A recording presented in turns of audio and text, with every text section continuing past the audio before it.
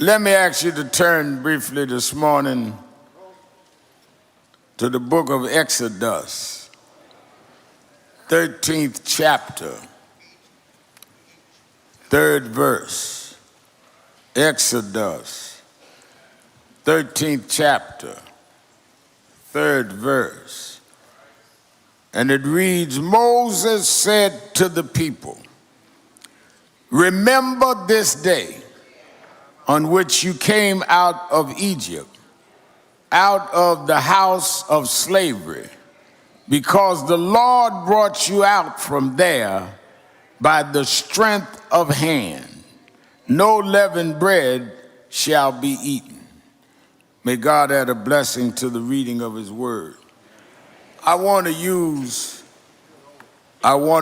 for a thought this morning, selective amnesia.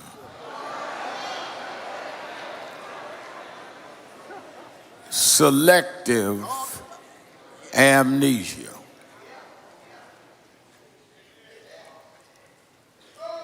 As many of you know, I host a television show on Saturdays and Sundays and do others during the week and have a daily radio show. And it amazes me when I get calls, as we are now in election season, where people of African descent, black folks, Negroes, colors, whatever you prefer, call in and act as though we always had the right to vote. I mean, they sit back and analyze like all they had to do was be born and all their rights were there.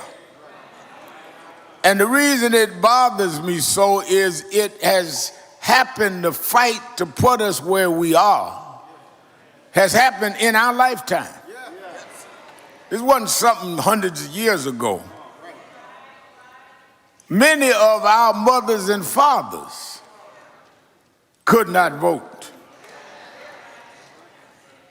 Our grandparents didn't even think about voting. So here we are inheriting something that was not inherent in the foundings of this country. The founders of the country never intended that we be treated as full citizens.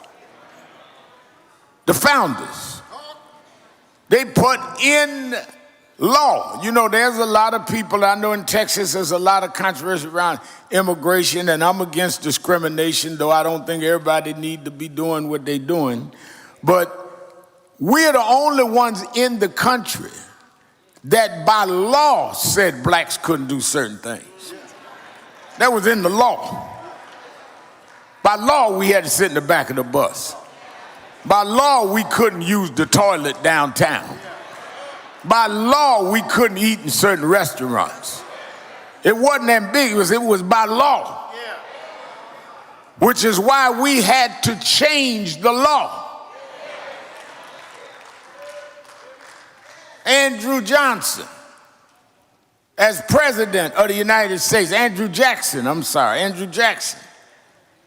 put on the bench, nominated for Chief Justice of the Supreme Court, a man named Judge Taney.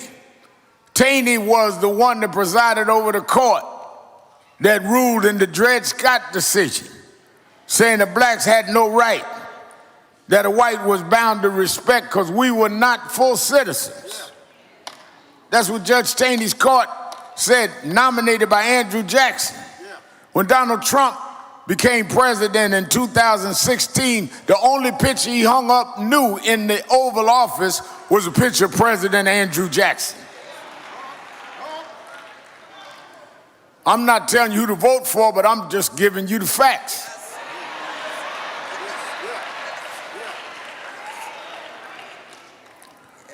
So people fought to give you and I the right to vote. People marched. People went to jail. Some people died. Jimmy Lee Jackson Goodman, Cheney, and Swerner. They died. They killed Goodman, Cheney, and Swerner, 2 Jews and a blacks, for registering voters in Mississippi. There was a leader in Mississippi named Medgar Evers, head of the Mississippi NAACP, registering voters. They told him to stop or they would kill him. He pulled up one night in his driveway, wife and 4 children inside. Man blew his brains out in his driveway in Jackson, Mississippi, to give us the right to vote. And here you are just a generation and a half later.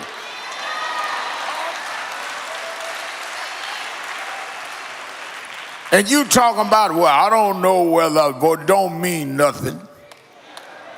It's too hard, I'll do it. Mail-in, what they do. Too lazy and ungrateful.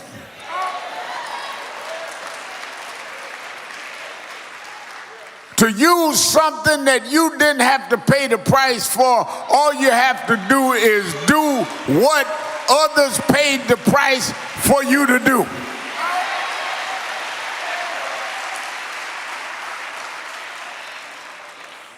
Then you got others on the other side. Well, voting don't mean nothing. Well, if it don't mean nothing, why is everybody trying to take our vote?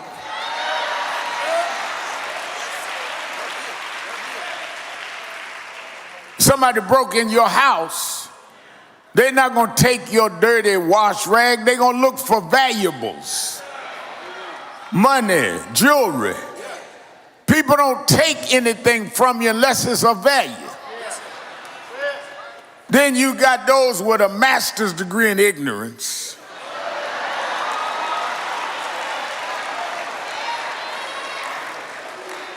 That say, well, I'm not into politics.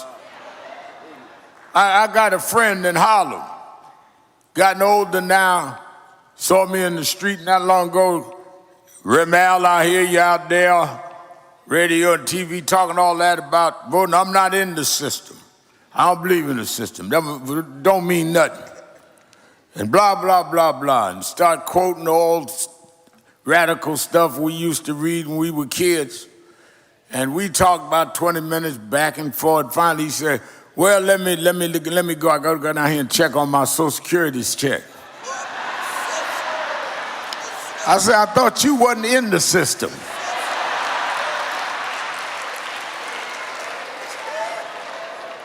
You sitting up on Social Security looking for your pension, running around worried about your taxes and your home taxes. And you talk about you not in the system. You in the system. You just too crazy to participate in deciding who's going to decide what the system's going to do for you. The system going to go on without you participating. But you in the system when you was born, and they gave you a birth certificate and stamped it. You became a member of the system. So, as an activist, I get frustrated. But as a preacher, I go back to the Bible. There were people just like us that had been in bondage. All the folks that say, well, you know, why is Anderson, why is Sharpton, all of them, they shouldn't be talking about civil stuff, just stay in the book. Well, they need to read the book. The second book in the Bible is about the exodus of slaves. That's a civil rights movement. Preachers be telling me, stay in the book, Al. I said, well, I don't got your version. Maybe you got the Negro version. I didn't get that. The book I read, God freed slaves. So if God can free Israelites in Israel, why can't God deliver blacks in the United States of America?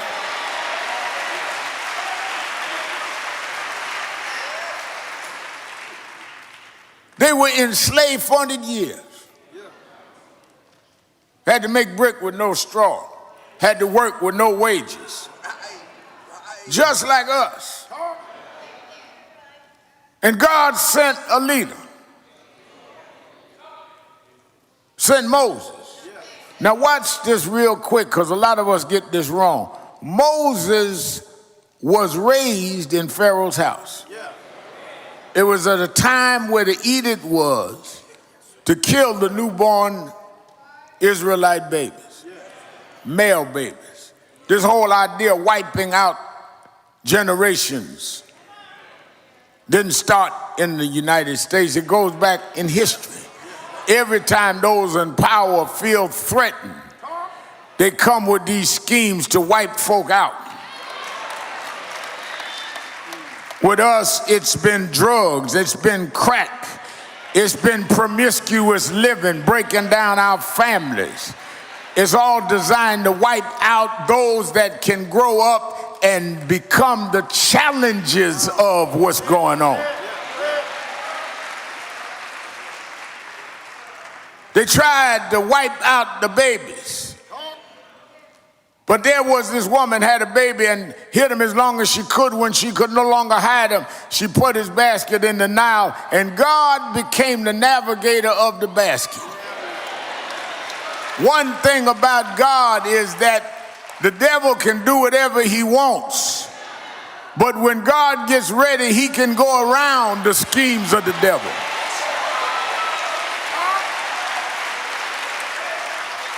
Some of us understand that. Some of us was born in the hood, born around debauchery. But somehow God grabbed our basket and brought us another way.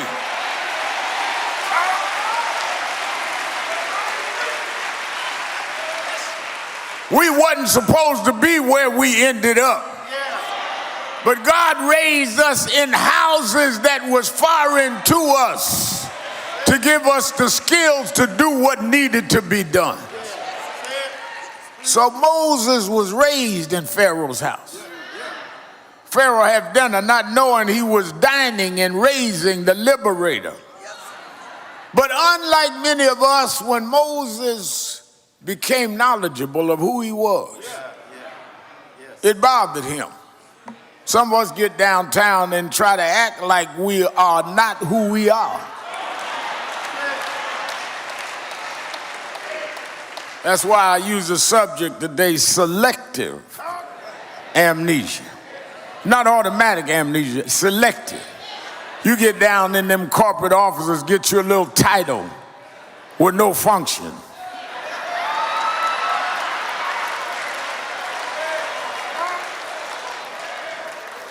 I'm the vice president of irrelevance. I'm the senior executive with no budget. Just big title. And you forget where you come from. Now there's legitimate amnesia, but then there's selective amnesia. My mother had dementia. Last 8 years of her life, she didn't know me. 2004, I ran for president, Democratic primaries. When I spoke at the convention that year, Dr. Anderson, I talked about how my mother raised me by herself, single mother. Daddy left when I was 10. I went down to Alabama. I was born and raised in Brooklyn by her, but she was from Alabama and had moved back down. And my older stepbrother and sister would take care of her. And I went to see her about 3 or 4 days after the convention. And I said to my sister, "Did Mama see me at the Democratic convention?" She said, "Yeah, she saw you." I said, "Did she see me talking about how she raised us and made a way for us even when Daddy left?" She said, "Yes, she saw you." I said, "What did she say?" She said, "He must have had a nice mother." She had no idea it was her.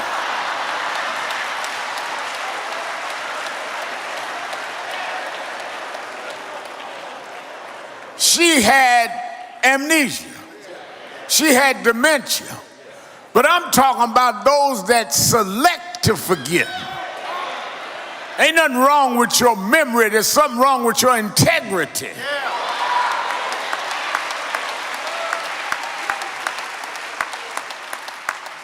So just like we got folk like that in our community, Moses had to deal with that. Moses came back. God spoke to him through a bush with fire that wouldn't be consumed. Told them that, go back and tell Pharaoh to let my people go. You know the address because I arranged to raise you in the house. Don't worry about what he says. I'm going to back you up. Moses started making excuses. Wait a minute, I'm not the one. I have a heavy tongue. I stutter when I speak. God said, I knew what you couldn't do when you come up here. Don't worry about what you can't do. Just open up your mouth. I'll speak for you. Somebody sitting here today, God done called, and you trying to rationalize that you don't have that gift, you don't have that talent. If God called you, he'll provide whatever you need.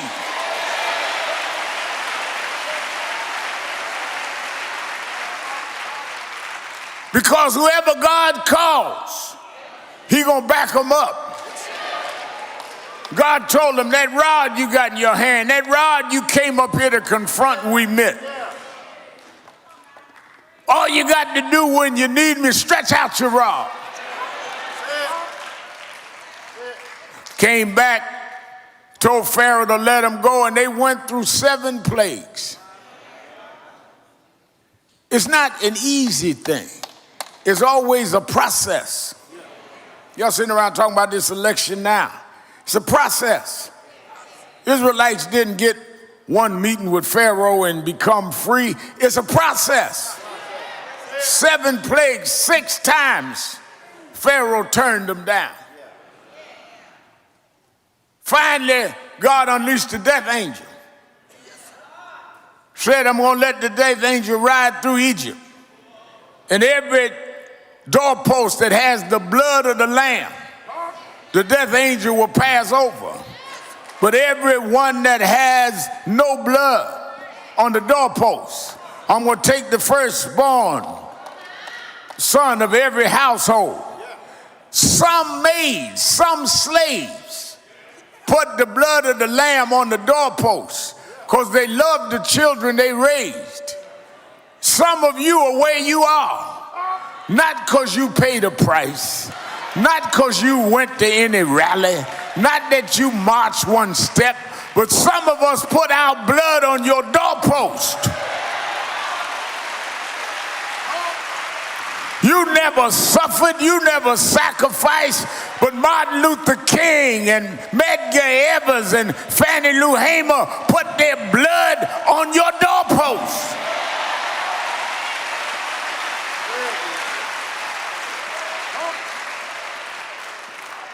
Finally, Pharaoh let them go. But watch this, as they marched toward the Red Sea, trying to show you something so you that have selective amnesia think we going through something now with this race for president. Oh, the polls don't look this or this or that. It is always a process. Well, I don't know if we can elect a black president. We elected and re-elected a black man whose name we didn't even pronounce right for 6 months.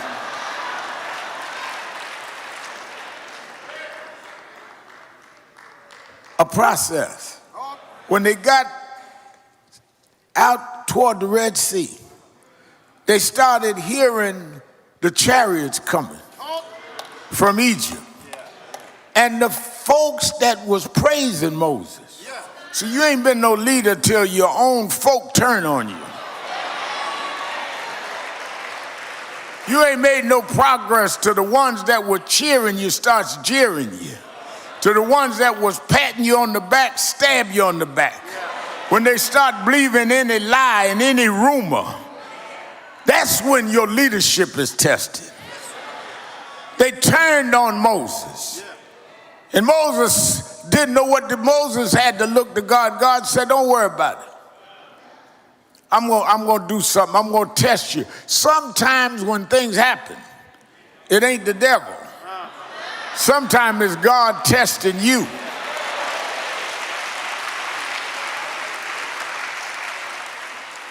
And they started screaming at Moses, Moses, What did you do? Bring us out here to die?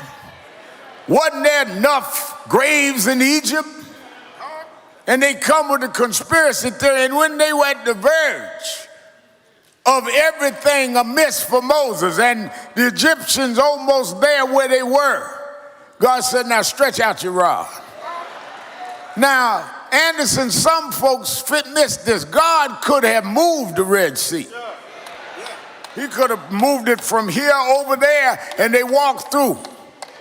But God sometimes wants you to go through the Red Sea. Somebody here this morning trying to get to the other side of their problem. Sometimes you got to go through your problem. If you don't go through your sea, you don't know that God can part the waters of your sea. If you ain't never been through trouble, you don't know if you can get through trouble. But if God brought you through some stuff you never thought you'd get through, if God had you survive when you were ready to give up, if you walked through the waters and the waters backed up, you can thank God this morning because you know God all for yourself.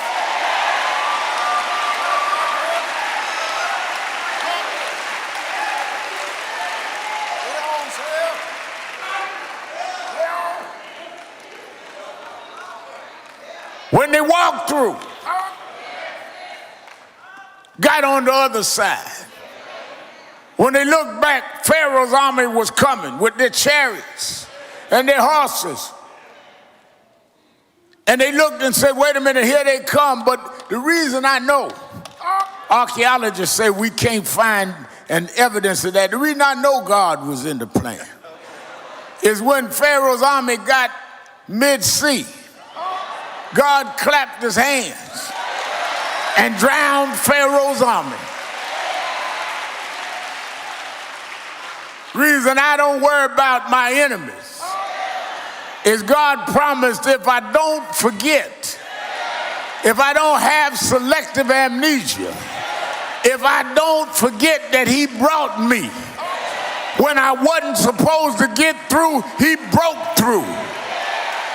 That he'll make my enemies my footstool.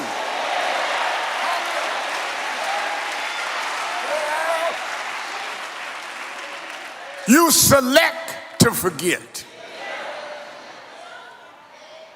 You want to, well, there ain't no use talking about all that. That's yesterday. No, sometimes we need to talk about yesterday. Sometimes we need to talk about what we've been through. Sometimes we need to sit down and tell our children how hard it was to get through. You try to hide what you've been through. You need to tell your children, life wasn't no crystal stair, but God made a way for me anyhow.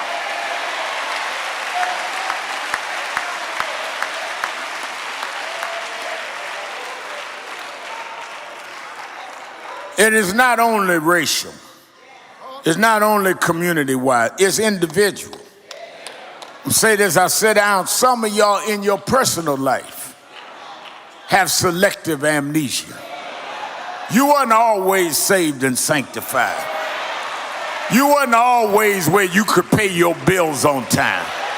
You weren't always living in a nice house with a nice car. God brought you from the muck and mire. God picked you up and cleaned you off. Don't forget what God did for you.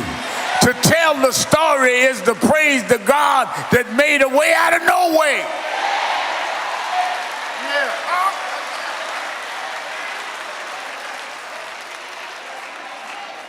I tell my daughters, last 13 years I've hosted a TV show, but I remember growing up in Brooklyn on welfare. We had one TV, and we'd put the little cellophane paper on the top, on the screen. That's how we had color TV. Put the little hanger in the antenna place. Mama on welfare when Daddy left. I used to have to be at the post office box, the 1st and the 16th, to get our check. Used to go shopping with food stamps. I don't have amnesia.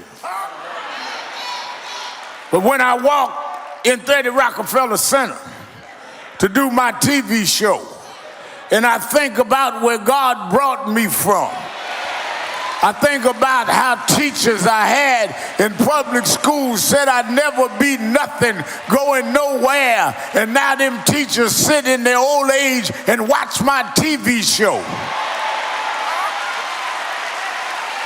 I think about I was at the White House at a state dinner, and they let the press come in, Anderson, and spray the room for a while. See who's with the president and the foreign president, state dinner, and everybody all tuxedoed up and all. And I looked in the press grouping, and there was an old reporter there from New York, used to write about me in negative terms.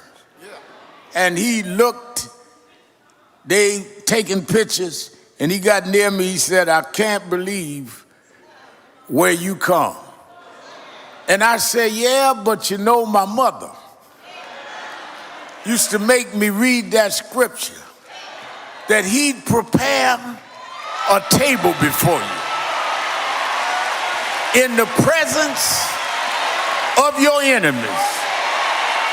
If you be faithful over a few things, he'll make you ruler over many things."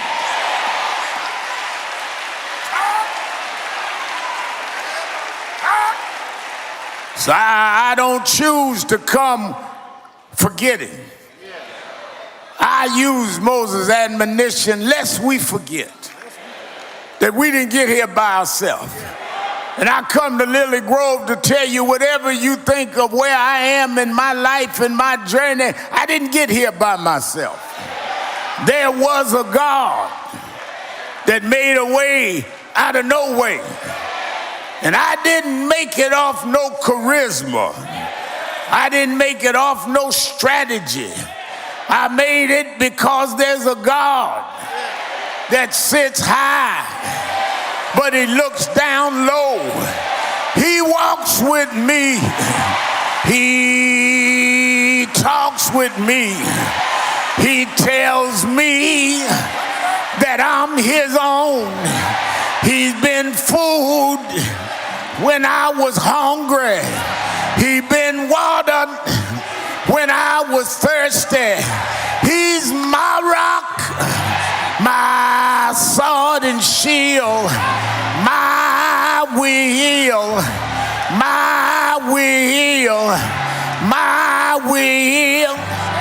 In the middle of the wheel, he's the lily of the valley, the bright and morning star. He woke me up this morning, started me on my way.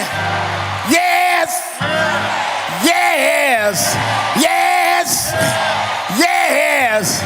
In my life, I've had to cry sometime.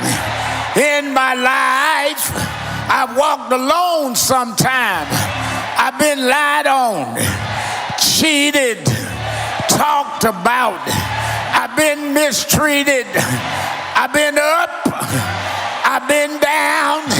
I've been leveled to the ground. I've been stabbed. I've been prosecuted. But through it all, through it all, through it all,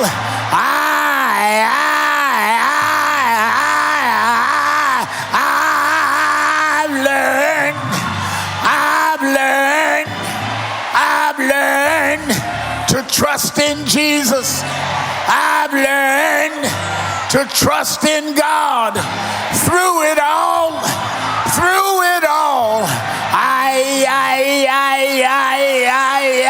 I've learned to depend on his word. He'll make a way. He'll make a way. He'll make a way. Yes, he will. Yes, he will. Yes.